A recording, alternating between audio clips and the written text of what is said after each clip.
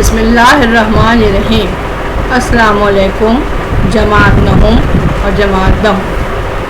اچھا بچوں، آج ہم نے اشعار کی تشریحات میں چھٹے شعر کی تشریح کرنی ہے۔ چھٹا شعر جس کی بلند خوانی میں کر رہی ہوں: جو کرے گا امتیاز رنگ و خوں مٹ جائے گا، ترک خرگاہی ہو یا اعرابی والا گوہر۔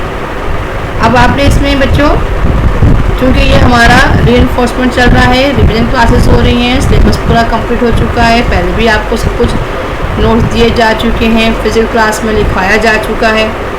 تو آج جو ہم کریں گے وہ ہمارا ریویژن ہے، ٹھیک ہے؟ تو شیئرس ہم آپ نے اگر جن بچوں کے پاس کام نہیں ہے یا وہ کسی سے غیر حاضر تھے یا ان کے پاس نہیں ہے تو وہ اس کو نوٹ ڈاؤن کر سکتے ہیں، لیکن جن کے پاس پہلے سے تشریح موجود ہے، نوٹ ڈاؤن کیا ہوا ہے انہوں نے رجسٹر پر، تو وہ سن کے اور اس کو جو ہے سمجھ کے بار بار پڑھیں گے تو کیا ہوگا، ان کو رٹا لگانے کی ضرورت نہیں پڑے گی اور سمجھ کے ان کا ریویژن ہو جائے گا اور پھر پیپر کی تیاری ہو جائے گی۔ اچھا، چھٹے شعر میں حوالہ بتانے کی مجھے ضرورت نہیں ہے۔ اب اس میں کیا بات بتائی جا رہی ہے؟ جو کرے گا امتیاز رنگ و خوں مٹ جائے گا۔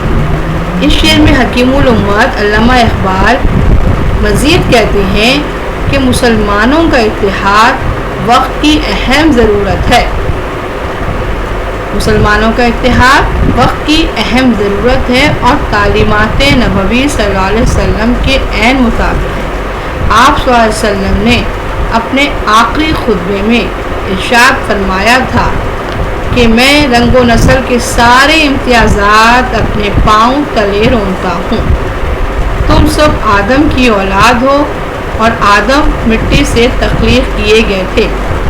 تم میں بہتر وہ ہے جو زیادہ تقوی والا ہو۔ آپ صلی اللہ علیہ وسلم کی انہی تعلیمات کو علامہ اقبال اس شعر میں واضح کر رہے ہیں کہ اگر مسلم قوم رنگ و نسل میں امتیاز کرے گی تو ختم ہو جائے گی۔ بلند و بالا خیمے اور عمارتیں بنانے والے ترک ہوں یا اپنے آپ کو موتی جیسے اعلیٰ سمجھنے والے عرب، رنگ و نسل کا امتیاز کرنے والی قومیں مٹ جایا کرتی ہیں، زوال پذیر ہو جایا کرتی ہیں۔ ٹھیک ہے، یہ تشریح میں نے آپ کو پوری بتا دی اور اب ہم اس کو کیا کرتے ہیں، ایک دفعہ سے آپ ریوائز کریں گے، خاص ہم اس کی باتیں دیکھیں گے۔ سمجھنے کے لیے ہم الفاظ کے معنوں کو بھی دیکھیں گے۔ اب خرگاہی، ٹھیک ہے، خرگاہی کیا ہے؟ خرگاہی بڑے بڑے خیمے بنا کے رہنے والے تھے، بلند و بالا خیمے بنانے والے، صحیح ہے۔ خرگاہی اس کا مطلب ہوتا ہے، ہاں بولتے آپ ایک دفعہ اور ریپیٹ کریے، سمجھ لیجئے کہ خرگاہی سے کیا مراد ہے۔ خرگاہی سے مراد ہے بڑے ایک قسم کا بڑا خیمہ۔ لفظی معنی کیا ہے؟ ایک قسم کا بڑا خیمہ۔ اب کون بڑے خیمے بناتے ہیں؟ ترک قوم۔ ترک قوم جو ہے، ترکی کے لوگ ہیں، تو وہ بڑے خیمے بنا کے رہتے ہیں، صحیح ہے۔ اچھا، عربی جو ہیں وہ اپنے آپ کو بہت اعلیٰ سمجھتے ہیں۔ عرب کے رہنے والے سمجھتے ہیں کہ ہم ایسے اعلیٰ ہیں جیسے کہ موتی ہوتے ہیں، ٹھیک ہے۔ تو مسلمانوں کو نبی کریم صلی اللہ علیہ وسلم نے جو درس دیا خطبہ الوداع میں، کہا کہ میں جو ہے رنگ و نسل کے سارے امتیازات آج اپنے پاؤں تلے رونتا ہوں، یعنی کہ ہمیں انسان کو اپنے رنگ پر، نسل پر جو ہے وہ بڑا ہونے کا فخر نہیں کرنا ہے۔ جیسے کسی عربی کو کسی عجمی پر، کسی عجمی کو کسی عربی پر کوئی فضیلت حاصل نہیں۔ اگر کوئی برتر ہے اللہ کے نزدیک تو وہ تقوی والا ہے۔ تو مسلم قوم کو اس بات کو مد نظر رکھتے ہوئے متحد ہونا چاہیے اور سب ایک جو ہے لڑی میں پرو جائیں، مطلب پورے ہوئے ہوں، جیسے کہ تسبیح کے دانے ہوتے ہیں، ہے نا۔ تو جب ہم قوم متحد ہوگی، مسلمان قوم جب ایک ہوگی تو وہ دوسری اقوام کا کسی بھی معاملے میں مقابلہ کر سکے گی، ان کو شکست دے سکے گی، ٹھیک ہے۔ تو یہاں پر جو بات بتائی جا رہی ہے کہ مسلم اتحاد بہت زیادہ ضروری ہے۔ ہر لحاظ سے مسلمان قوم کو، چاہے وہ کہیں کے مسلمان ہوں، انہیں ایک ہو جانا چاہیے۔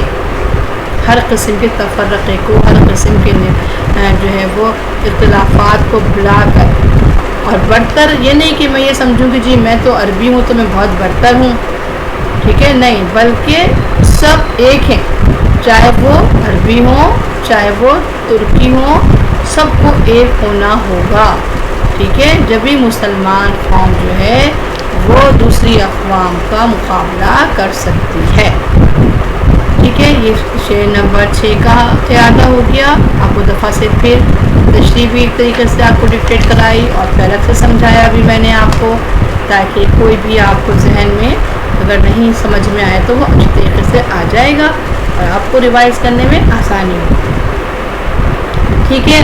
اب آتے ہیں ہم 7ویں شعر۔ 7واں شعر کیا ہے؟ نسل اگر مسلم کی مذہب پر مقدم ہو گئی، اڑ گیا دنیا سے تو مانند خاکے رہ گزر۔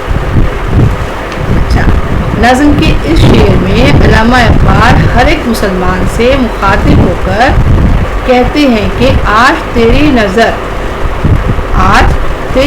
میں تیری قوم اور تیری نسل اسے تو افضل و برتر سمجھتا ہے، مذہب اسلام سے زیادہ اہم ہو گئی تو اپنی نسل کو اسلام سے مقدم سمجھتا ہے۔ تجھے کیا ہو گیا ہے؟ تجھے نبی اکرم صلی اللہ علیہ وسلم کی ساری 7 تعلیمات بھلا دی۔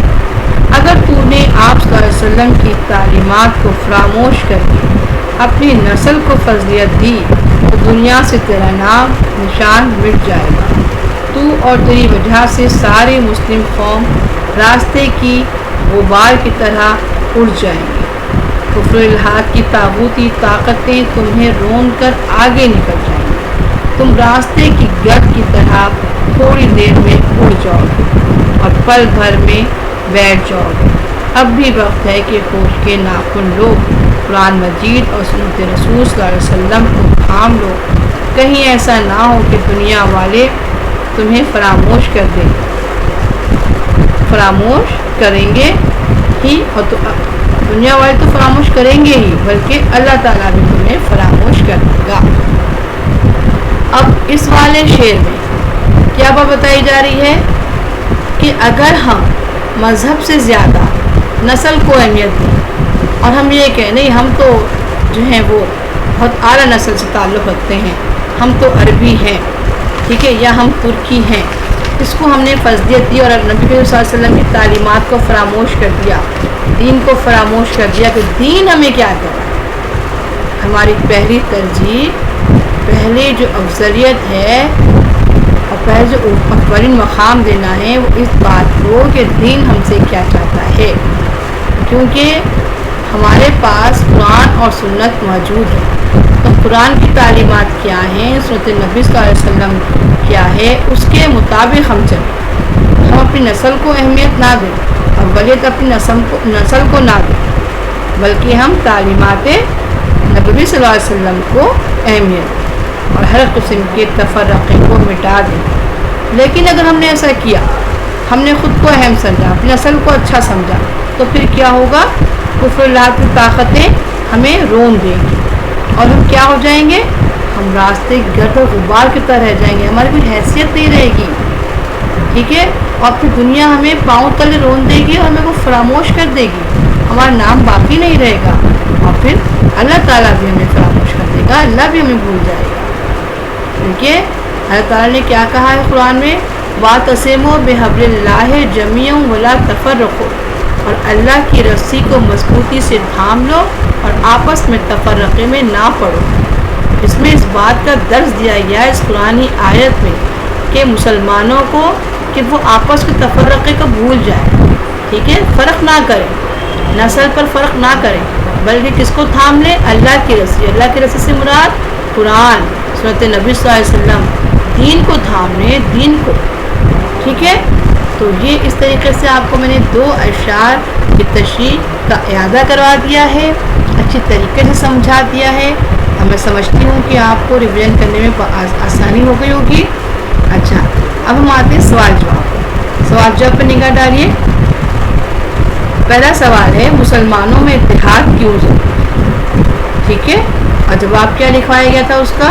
जवाब को भी ज़ाहिर से इतना सारा हमने पढ़ा है अभी तशरीहात में, तो आपको जवाब लिखने में आसानी हो जाएगी कि इस्लाम को ज़िंदा रखने, अल्लाह ताला के अहकामात को नाफिज करने, सुन्नत रसूल सल्लल्लाहु अलैहि वसल्लम पर अमल करने और मुसलमानों की बका के लिए मुसलमानों में इत्तेहाद अशद ज़रूरी है। ठीक है, अच्छा, अब सवाल नंबर 2, इम्तियाज़ी रंगों फू से क्या मुराद है? बच्चों, इम्तियाज़ी रंगों फू से मुराद जिल्द की रंगत हाँ या खून और नस्ल की वजह से एक कौम का खुद को दूसरी अक़वाम से बढ़तर समझना है। इस्लाम इस रवैये और इस सोच के ख़िलाफ़ है। आप सल्लल्लाहु अलैहि वसल्लम ने इरशाद फरमाया है, किसी अरबी को किसी अजमी पर और किसी अजमी को किसी अरबी पर कोई फौकियत हासिल नहीं। ठीक है बच्चों, अब अगले लेक्चर तक के लिए मुझे इजाज़त दीजिए। अल्लाह हाफ़िज़।